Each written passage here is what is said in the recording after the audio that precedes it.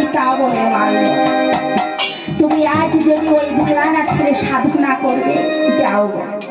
তাই আজ ছোট রানী ভোলা সগুণ রাজার চরণে প্রণাম করে সেই দক্ষিণ দেশের তপবনে গিয়ে আজ সেই বৃক্ষ তলে বসে ভোলানাথের সাধনা করছে। যখন বারে বারে ভোলানাথকে সাধনা করছে, ভোলানাথ আমায় সাড়া দিচ্ছে না। পার্বতী বলছে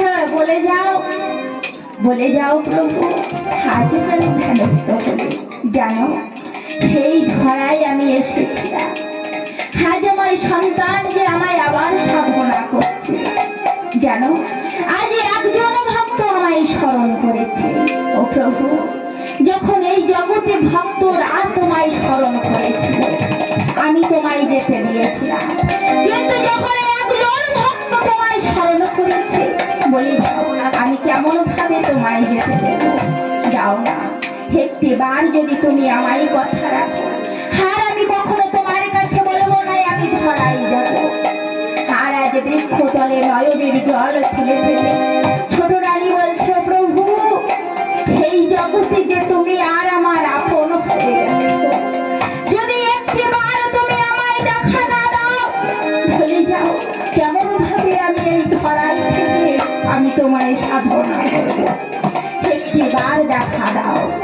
আজ ছোট রানী নয়নের জল ফেলে ফেলে বৃক্ষ ধরে কেঁদে কেঁদে বলবে, ওকে প্রভু, এই জীবনে তুমি আমার সার, এই জীবনে তুমি আমার প্রভু।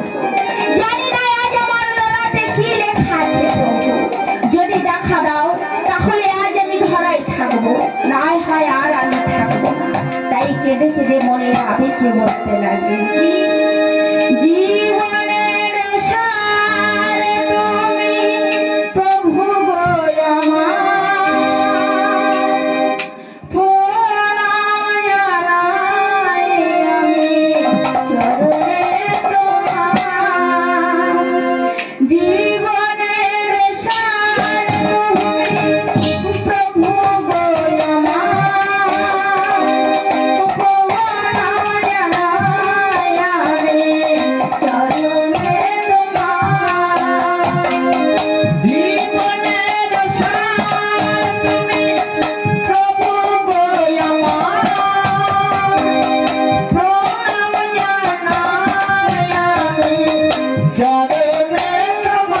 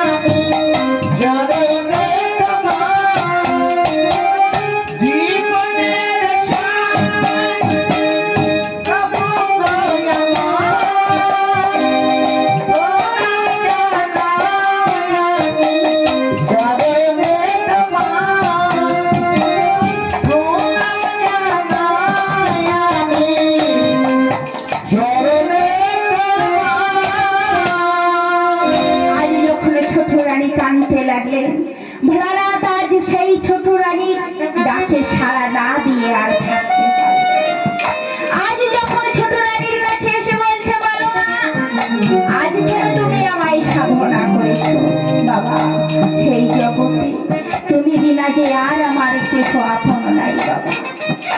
আজ আমরা দুই বোন তোমায় সাধনা করেছি, কিন্তু আজ তুমি দিদির গর্ভে সন্তান, আজ আমি নিজে মা হতে পারি না। আজ যদি আপনি আমায় সন্তান দেন, তাহলে আজ আমি এই ধরায় থাকবো।